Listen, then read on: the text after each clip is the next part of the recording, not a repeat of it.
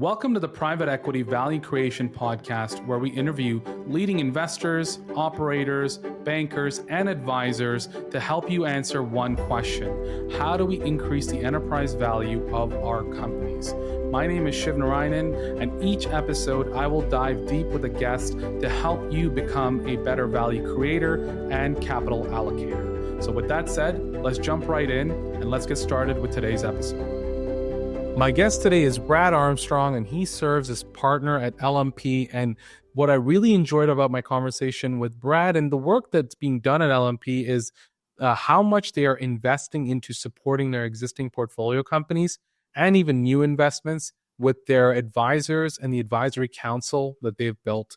I talked to a lot of PE firms about this topic. They're thinking about investing into operating partners or hiring more internal staff to support their portfolio companies, and even looking at it as a differentiator to stand out in the marketplace, to tell new Portcos that, hey, if you choose us as your investor, here are all the resources that you're going to get access to. So Brad shared a ton of wisdom in that area because obviously LMP is further along in their journey here. And I think if you're a PE investor that's thinking about investing in this, there's a lot of great takeaways there for you as well. And so with that said, I'll leave you to it. Enjoy the episode.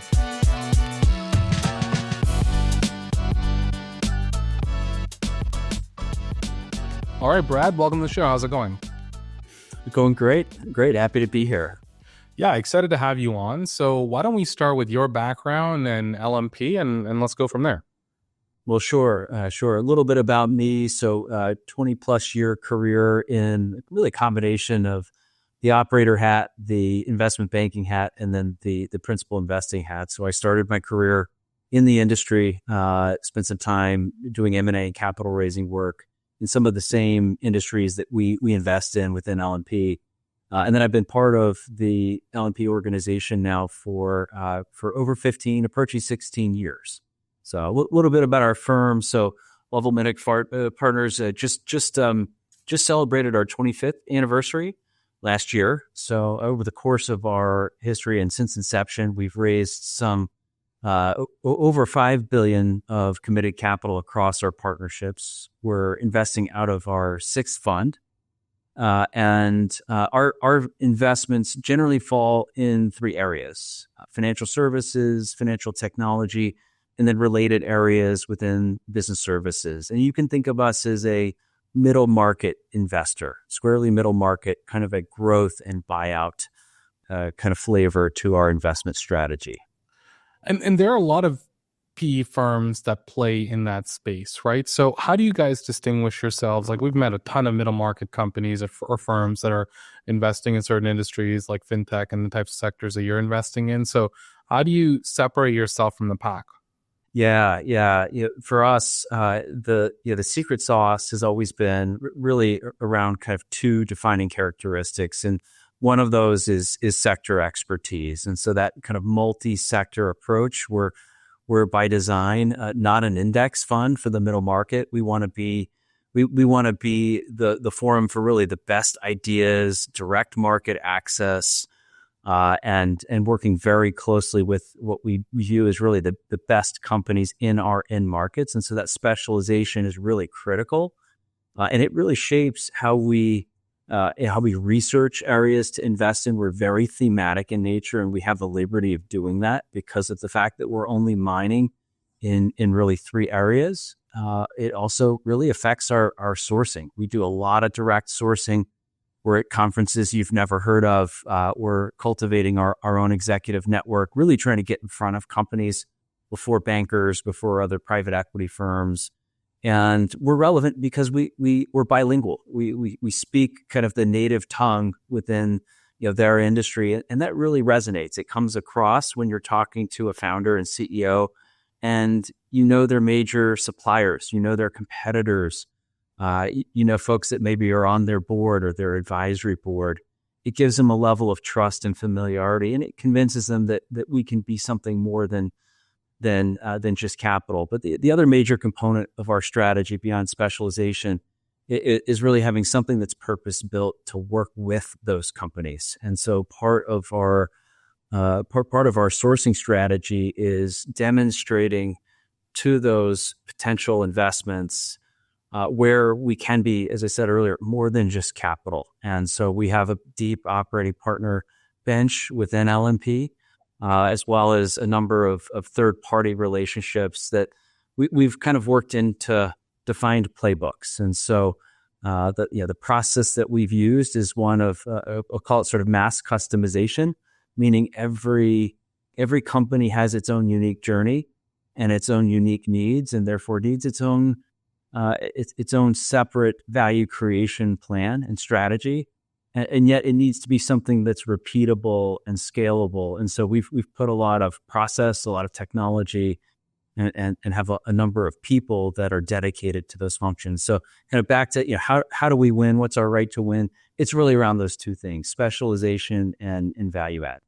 And can you expand on that a little bit? Like, what are the areas where you're focusing? You mentioned 3 areas, and give some more details on how you've built this mass customization or value add for these companies in a way that, let's say, a more generalist firm would not be able to do. Sure. So one way to think about it is just using a recent example. And so if we look at one of the companies from our 5th fund, a company called Pathstone, which is a wealth management firm. When we invested in Pathstone about 5 years ago at $30 million in revenue, today it's 10 times that size. And they're very much what we look for, in that they had a very unique go-to-market and business model. The way they work with their clients, which are high net worth investors, they had a really solid product and services offering and the kind of early stages of a national growth strategy. And they had a vision for what they wanted to do, but they had a lot of external support needs and desires. They were the proverbial sort of kid that checked out every book from the library, so they made great use of our operating partner bench. They would tell you the story. The first time that we met with them, which was about 6 years ago, we brought one of our advisory partners, an individual named Ron Cordes, was a founder and CEO of a large public company that just got taken private called AssetMark. And Ron is like an industry celebrity. And so Ron joined us for that meeting, and it added, I think, some real credibility, because they could very much not just hear from me and hear how we work, but they could hear directly from Ron, who had the benefit of being the executive of a Lovell Minnick portfolio company and relating his experience working with us. And then having the opportunity over time to have Ron join his board, have a chance to work not just with Ron, but a number of other areas and individuals from within our advisory council, which is really our operating partner bench. But those individuals are hand-selected because they, like Ron, they come out of the industry that our executives work in. So we're not asking an individual who was the CFO of a manufacturing company to work with a SaaS organization. We're not asking someone who was a chief marketing officer for a technology company to work with a services company. It's very much paired and matched with companies that are cut from the same industry, because that adds more relevance and it makes it much more relatable.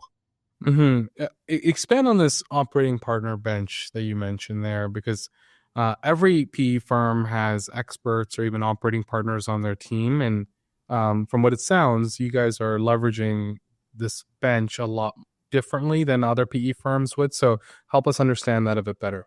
Yeah. The right way to think about our bench, I'll put them in 2 groups. We have one group that is really very much industry focused, and we have one group that is functionally focused. So think of it as sort of insight partners for the folks that are industry aligned. And that's typically a 30-year industry veteran, was a CEO or president or someone of that sort. Could be a fantastic board member or industry river guide, or drop-in executive candidate. But the other group, the functional experts, are really your impact partners. And the right way to think about the mental model of that group is picture your typical C-suite.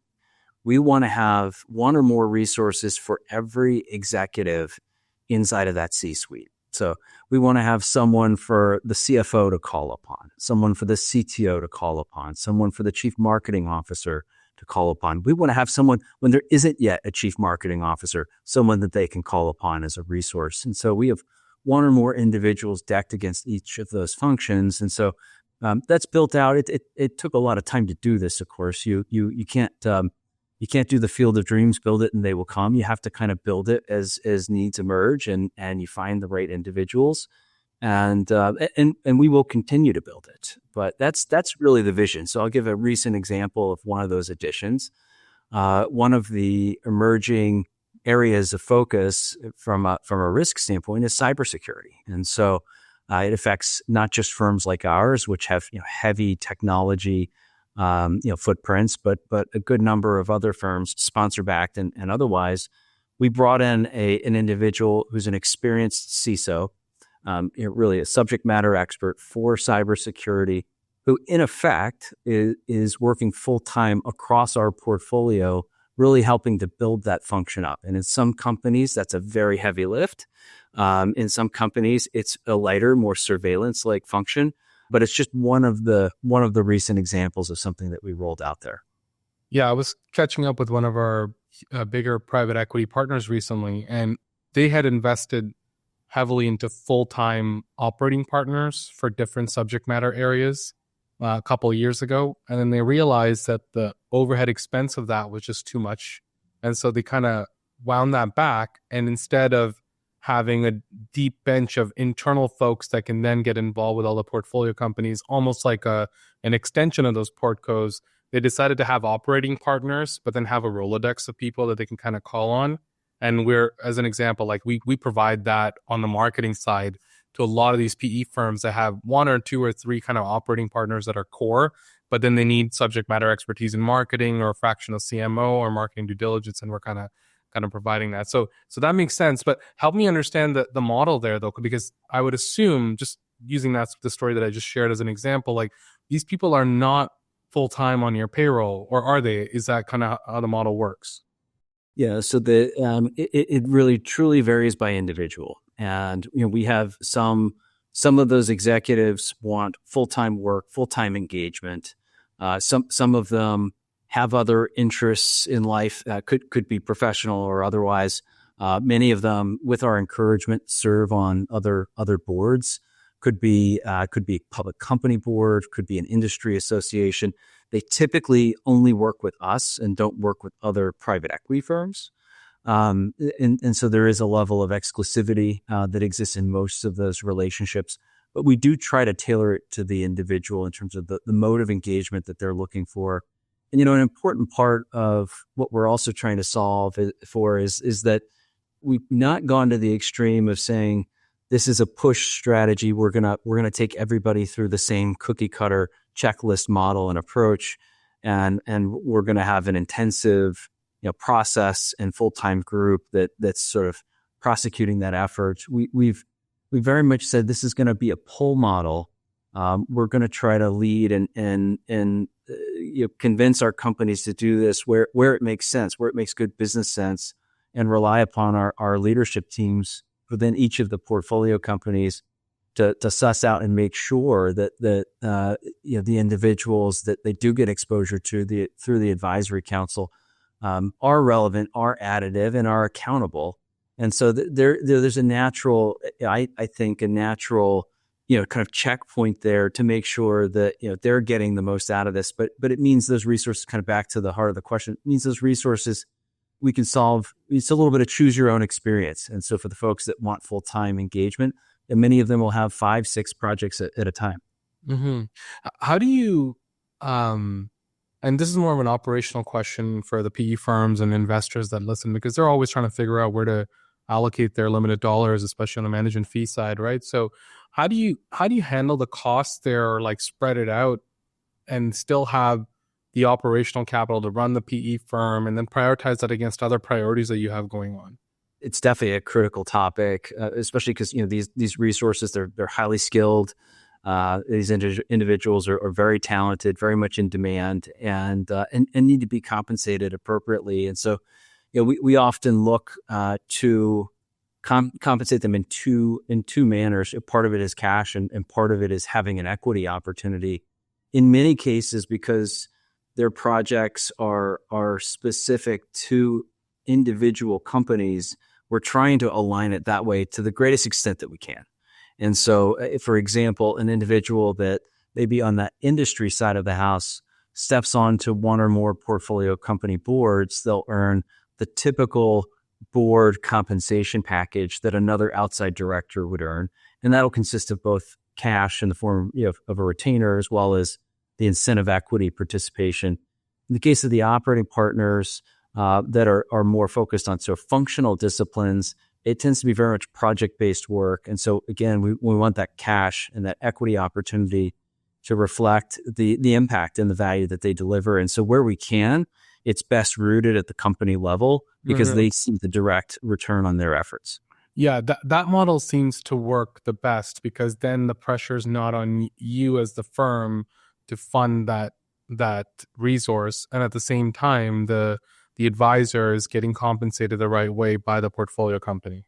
The other key component, I agree, and the other key component to this that we've done is we will fund a value creation budget for our company with primary capital at closing, and so it's not the case that it's reducing our company's resources over time. We're actually bringing the resource of bringing that financial capital and reserving a budget at the time we're making an investment, so that those initiatives, even when they haven't yet been fully defined, are in effect pre-funded. Yeah, and I'm assuming all of those types of activities are put below the line as well for the company. Well, when it's possible that it's an add back, we certainly we'll categorize it as such. Yeah, we see that especially when we're brought in, like when it's below the line or an add back. Like we're the portfolio company feels much better about making the investment because they feel like it's not actually affecting their financials and their efficiency. Well, agreed. And anytime, as we always say, anytime you can make a one-time investment for recurring benefit, that math can get very compelling. And so, whether it's a add back or not, those investments that have recurring benefit are usually very potent and very impactful. That's great. And what is your approach like when you're thinking about different areas? Because value creation plans inside companies, like, and if you were to make a prioritized list, like there's probably 10 to 15 core areas that apply to most companies. So how are you prioritizing between those and trying to figure out where to allocate your limited dollars and resources and advisors? Mm-hmm. Yeah, the key really starts in due diligence and sort of trying to really categorize those opportunities in the course of diligence. And so we pull our advisors into the diligence stage of our transactions. And in some cases, that work can be thesis altering. And in some cases, it's not necessarily thesis altering, but it's at least thesis fulfilling. And where it's thesis fulfilling, that work can, for example, occur post signing, pre closing. We have to be realists around what transaction timetables often look like. But we very much try to bring that work as far forward in the process as possible. We committed now a couple years ago to having defined written value creation plans in place at the time that every new investment is made. And so there is already a blueprint, there's already a playbook, and a lot of times the work's already underway by the time we're closing on an investment, because we want to have a running start when our capital goes into an investment. And that has really helped us get off the ground faster than we did in the past. But to the point of prioritization, it usually becomes fairly evident through the course of diligence where the biggest levers are. And we absolutely want to pull those early in the cycle of an investment where you get the benefit of compounding gains. And so a lot of times in our companies, those take the form of executive hires and really adding to the executive team. We do a lot around coaching. We have some resources in our in our advisory council that support a lot of that coaching and human capital development. Part of our process being, we're oftentimes working with founders. We want to help them through that evolution. And so helping to build out their team and even helping to develop them is really critical.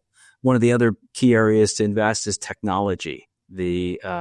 It's table stakes, and you see a very strong digitalization theme across our portfolio. A lot of our services companies are very much tech-enabled services. If they're not that way at the start, they're certainly that way at the end. There's a lot of convergence as an industry specialist. A lot of our SaaS-driven companies also have services in the delivery model, and so it's very much trying to kind of drive the technology barriers and sort of frontiers for our companies, drive more technology enablement, more automation. Those tend to be the areas where we get the biggest return on our invested capital.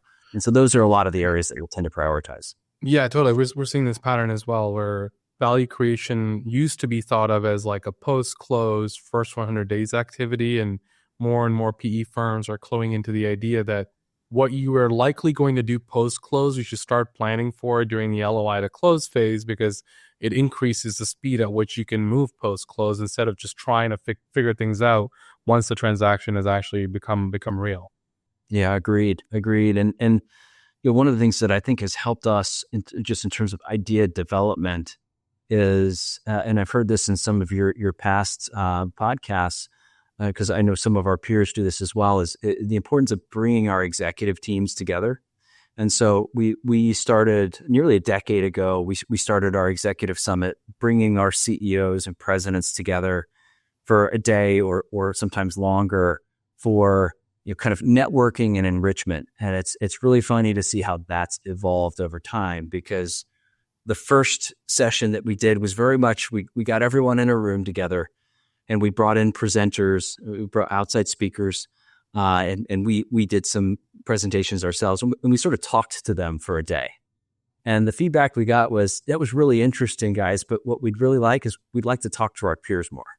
And so the next year we added more networking, and the feedback was, that was great, but we really want to talk to our peers even more. And so over time, it's come to include more and more in the way of peer networking, a lot of which we try to facilitate in a deliberate way, but we still try to leave the informal piece of it as well. It can be a lonely job to be the CEO of a company, as often reported back to us. And part of our job is to make it feel less lonely. Let them network with their peers. They have a lot in common. No one competes. It's sort of a safe room kind of an experience. And we're in the process now of trying to do that across other functional disciplines. So how do we get our human resources officers together across the portfolio? That session's actually in April of this year. How do we get our CTOs together? We've done some virtual events in the past. We're actually in the process of doing some in-person events for some of those other functional executives. Yeah, all of that sounds great. When you're in a deal cycle, are you talking about all of these benefits to a prospective portfolio company or CEO, saying, hey, here's everything that post-close you will get access to? It's not just the capital, it's not just the expertise, but it's also this community?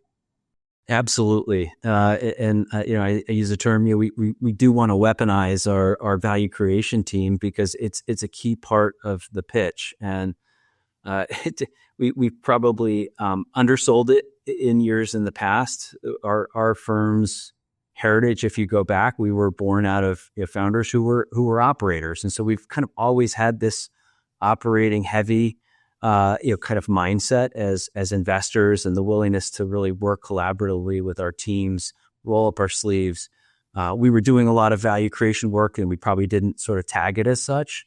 And we've done a better job in recent years of better articulating what it is we're actually capable of doing, showing the impact, and to your point, making that part of the pitch, that this is part of the experience in working with us, and these are the individuals that you'll have access to. Mm-hmm. What are some things, and coming back to the diligence side and pulling some of these work streams forward, what are some areas that you feel like there's more that can be done, like you guys are doing a decent amount, but you can invest more into? And I'll give you an example of something that we noticed, given that we're brought into on the marketing side and go-to-market diligence. And oftentimes we find that PE firms are really good at legal, technical, they'll do customer diligence, market diligence, they'll build a TAM and voice of customer and that type of stuff. But we see commercial due diligence as an area that's kind of more done as like a financial or mathematical exercise than an actual value creation exercise of understanding all the levers. Is it upsell? Is it cross-sell? Is it net new customers? How much greenfield is there? What channels should we invest into? How efficient is the current go-to-market? What's inefficient? What should we scale up, scale down? Those types of activities and questions that can drive a ton of value. And we've very rarely seen PE firms that understand how to do that. And when we come in, we're able to do some of that work, but it still feels like it's quite under leveraged. Mm-hmm. Agreed. Actually, business development and marketing, so sort of sales and marketing, is actually the first area that came to mind as you asked the question. So I think you're really onto something. And part of this is the size and shape, just the profile of companies that we're investing in. Our typical company is 5 to 25 million of EBITDA, and very squarely middle market. And again, because the majority of our investments are really kind of management driven companies, founder backed or next generation of management. We're typically first time institutional capital. Many of them are bootstrapped, and one of the areas that we see often is sort of critically underinvested and sort of undermanaged is around sales. A lot of times it's the CEO or one or two others.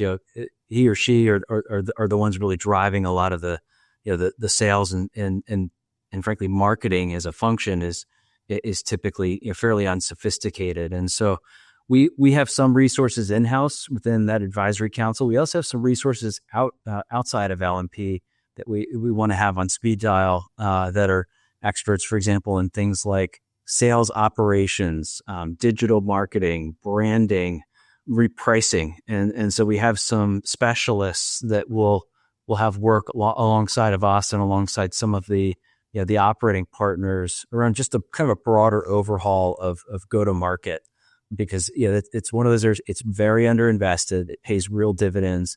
There's nothing to drive enterprise value growth like driving top line. Totally. Yeah. I think that's one of those things that it sounds great in theory, especially as you're making an investment. Like people talk about levers or cross-sell opportunities and things like that, but really there needs to be a sequence and plan around it on how to actually capture that value. Connecting to your point about the advisors and this council that you have, like how are you pulling folks like that in to help on the go-to-market and commercial side to make some of those assumptions inside of an investment thesis a reality? Mm-hmm. Well, one question is how do we find them, and the other is how do we engage them, and you often find them just through our network, and it's the benefit of having been doing this for 25 plus years. You just develop a very deep bench of individuals. Some of them are former portfolio company executives. Some of them are referrals from other advisory council members, and so it's tremendously helpful to have a proven quantity, because I can say with conviction to one of our CEOs that I really think you should work with this individual because we've seen them be effective in these other instances. And by the way, if you want to talk to the CEOs of those companies, your peers, you can absolutely pick up the phone and call them. So they arrive with a lot of credibility. But getting them involved, the most critical thing is just getting them in early. As we said earlier, these tend to be the levers you could pull that have really compounding gains. Particularly as you think about a lot of our organizations are developing from being maybe kind of a single product, single service centric firm to a multi-solution selling kind of firm. And that's a whole organizational overhaul in terms of how you think about business development. A head of sales no longer works. It needs to be a chief revenue officer. You need real marketing. You have to really think about your value proposition, how you pitch. You need a much more mature account management function, which oftentimes doesn't really exist. And so there is a lot of that organizational development that needs to work in it. And it does truly take quarters, if not years, to play it through. So it's so critical to get it started early. In that type of a transition, are you also like going from like a single product, single solution type of business to multi-solutions where there's account management and mining existing customers and things like that? I'm assuming you're also assuming that there will be M&A layered on top of your core acquisition there. That's correct. Yeah, that's correct. And so we'll do a lot of work with our companies around, is it sort of the buy versus build, versus rent, sort of decision making. We see this a lot with our very technology centric firms, given the nature of their ecosystems, and we're very much aligned against specific value chains. It's one of the benefits of being a sector specialist. I can think very nimbly between data and software and downstream things like monetization through payments, for example. And so for us, it's really critical to think about that broader kind of monetization opportunity. And it's one of and an outgrowth of that is that we'll look very nimbly at will an acquisition help accelerate some of that roadmap? Do we have a software company that can make acquisitions to internalize kind of the payments component to the strategy, or can they partner for it? And can we help them triage in that decision making? So very much with our investments, trying to think about kind of that value chain, and sort of three-dimensional aspect to the growth opportunity. How much does your outlook on the market and the industry and some of the key sectors where you're investing influence your M&A roadmap? And you mentioned there's very quickly you can tell where in the value chain the opportunity is. And so I'm just curious, going forward, where do you see those opportunities and how are you trying to figure that out when you look at M&A? Yeah, well, we come to the table with ideas right at the outset. So if we're learning an industry for the first time, while we're reading a sim, something went wildly wrong. And our research process is years ahead of that. And in fact, if you look at every new investment, you can trace back to the research work. We call them campaigns, but the research work that preceded that is oftentimes quarters or years in advance of it.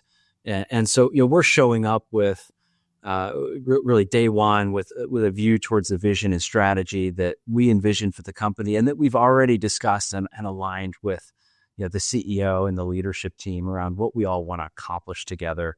And so M&A means something different for each one of our companies. We're trying not to have a cookie cutter approach because industries are different, teams are different. Some of our companies have been pure organic growth stories, and they deliver phenomenal growth just with organic growth. Some of them are highly acquisitive, and they'll make one or more acquisitions per month. So there's not one way to win, but we do want to come in with a plan. It certainly won't be accidental. Mm-hmm, mm-hmm.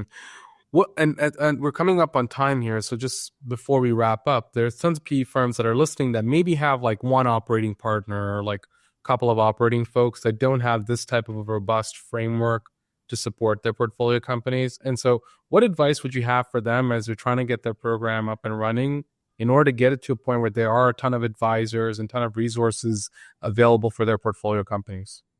Well, it is hard. There's certainly a chicken and the egg dynamic that I think we all sort of need to work through in the process of building it out. But it at least for us, our experience was that it was really needs driven, and so it built itself up rather organically because there were needs that occurred individually and pretty soon collectively, and so.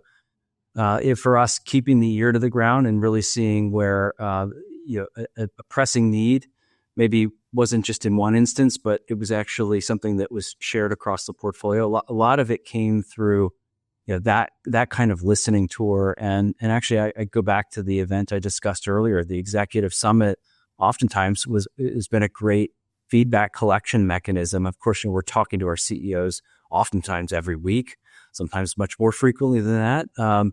But those opportunities where you really sit back and you see the bigger picture, that's really invaluable. So I think for those firms, really kind of listening to their CEOs and their other C-suite executives and letting needs sort of drive the direction of the build out is probably the right approach. That's great advice. And for founders or other people listening, what's the best way for them to find you if they want to connect with you? We're online and in the office.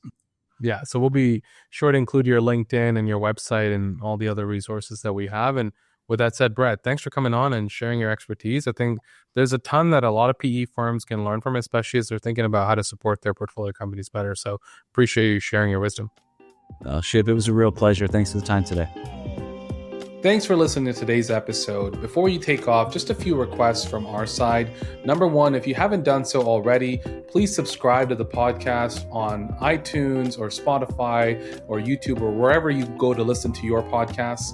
Number two, if you are in the market for due diligence services, strategy consulting, or fractional CMO services, please get in touch with us at www.howtosas.com. And third, please buy a copy of my new book, Exit Ready Marketing. It covers a ton of concepts that we take our customers through, private equity investors, B2B companies, CEOs, operating partners, and marketers. And there's a ton of great value in there that expands on my previous book, Post-Acquisition Marketing, as well. So with that said, I hope you enjoyed today's content, and we'll see you on the next episode.